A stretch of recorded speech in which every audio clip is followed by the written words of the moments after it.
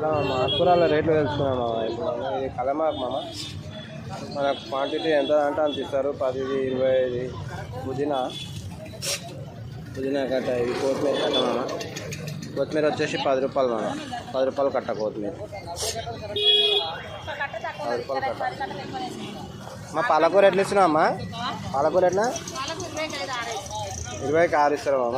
6, 8 అట్లా ఇస్తాం మామ. ఇది తోటకూరనా అమ్మా? ఇది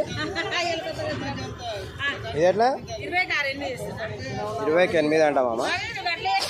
పొంటికూర అమ్మా? పొంటికూర